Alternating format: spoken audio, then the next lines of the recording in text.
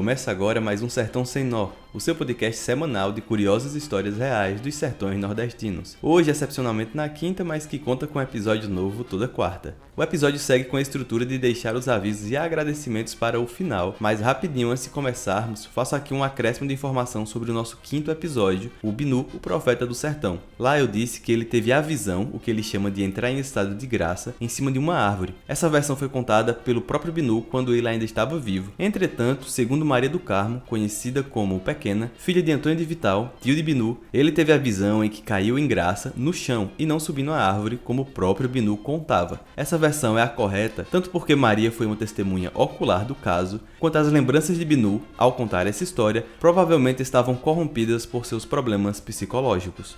Outra informação de Maria é que ele ficou em graça, ajoelhado próximo à árvore, por vários dias. Essa informação também é correta, pois a própria foi a pessoa que ficou indo levar almoço para ele. Não, ele não estava em cima do umbuzeiro, ele estava debaixo do umbuzeiro, ajoelhava, mão posta, levantava, se ajoelhava, orava.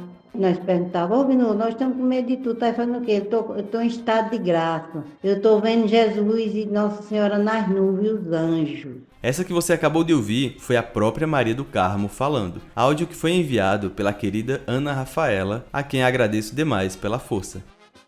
Vamos para a narrativa do episódio de hoje, que é uma história, digamos assim, que vale ouro.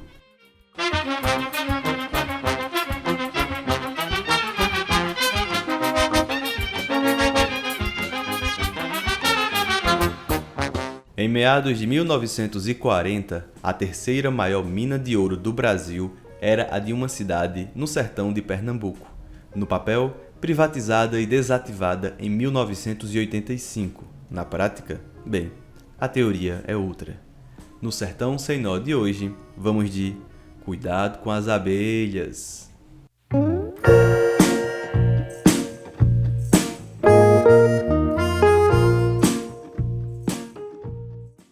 Toda terra tem segredos, mas não há cercas ou guardas que parem uma chuva empenhada em correr por ali.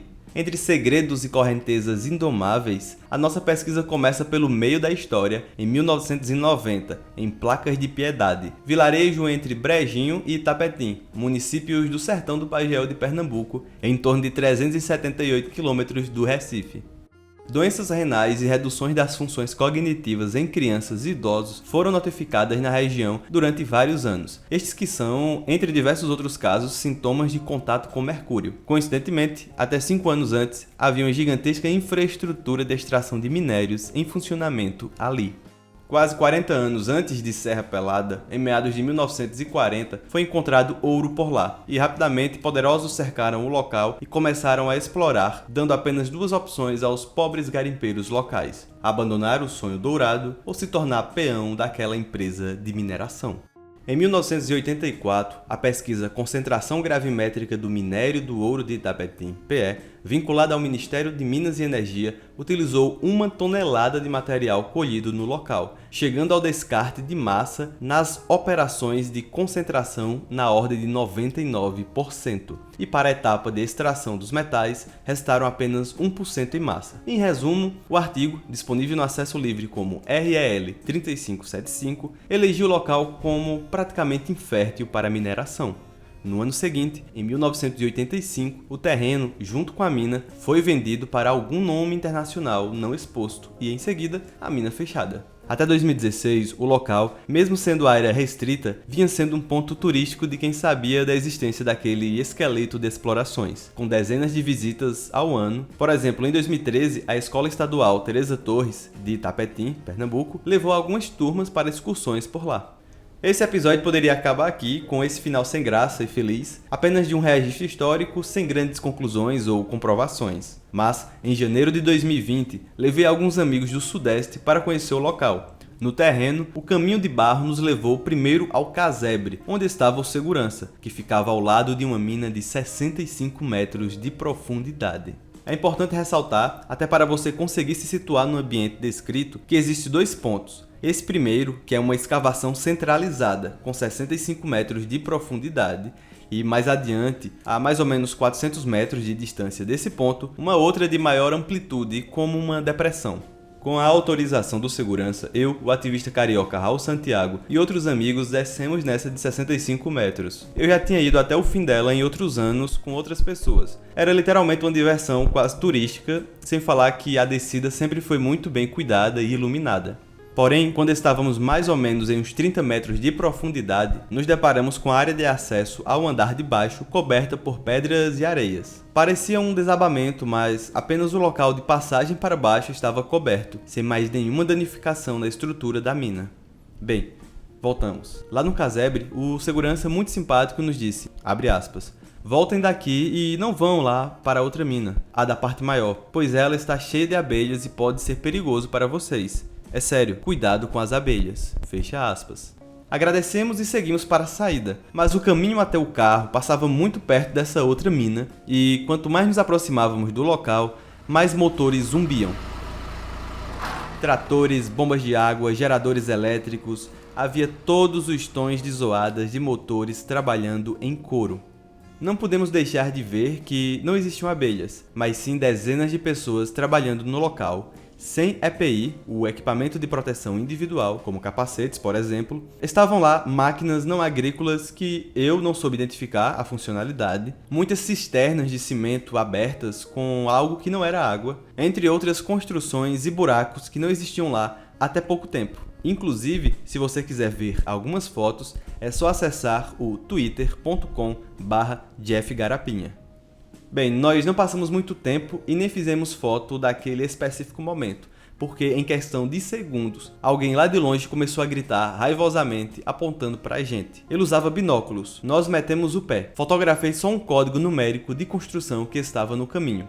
Entrei em contato e perguntei ao Ministério do Meio Ambiente e ao Ministério de Minas e Energia se existia algum registro de atividade ali, mas nenhum deles teve respostas para serem repassadas. Alguns moradores dos vilarejos próximos me disseram que desconhecidos passaram pela região em busca de peões que aceitassem trabalhar sem carteira assinada em uma devida obra. Diferentes das décadas passadas, há correntes atuais que na chuva passam pela área da mina e desaguam em reservatórios da região que não existiam antes, como a barragem da Boa Vista, que, no período de seca, chega a fornecer água para até 11 cidades entre Pernambuco e Paraíba. Esclareço que tudo aqui narrado é um conjunto de memórias afetivas com fatos levantados e apresentados, como documentos públicos, fotos e vídeos, mas que não faço nenhuma insinuação de atividade ilícita. Eu, pessoalmente, acredito inclusive que não há novas explorações de minérios por ali, mas a possível falta de EPI e o não registro de atividade, seja lá do que for, são, no mínimo, juridicamente problematizáveis, mesmo que em propriedade privada.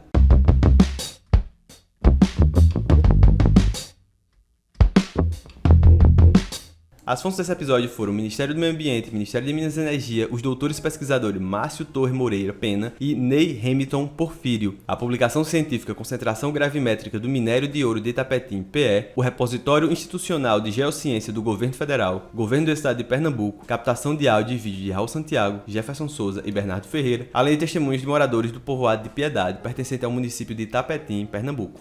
Agradecimentos bem rápidos e muito especiais às pessoas que compartilharam o último episódio e que usam os nomes verdadeiros nas redes sociais para que eu possa aqui citá-los, sendo eles Ana Rafaela, Maria Gabriela, Daniele Moreira, Fernando Gurjão Sampaio, Tanto Tupiaçu, Cris Estida, FT Alexa, Danilo Pizzi, Véia dos Causos, Ramon Gomes, Teone Pereira, Arthur Merlino, Amanda Lemos, Nadine Ferreira, Cecilma Regina, Maurício da Fonte, Caio Rian, Newton Santos, Lara Deus, Alane Farias, Wellison Marlon, Carol Albuquerque, Vivi Maria, Rafael Alves, Gabriel Andrade, Clara Menezes, Osana Fernandes, Lisa Belchior, Priscila Rocha, Raul Santiago, Alan Mateus e Thaís Santana.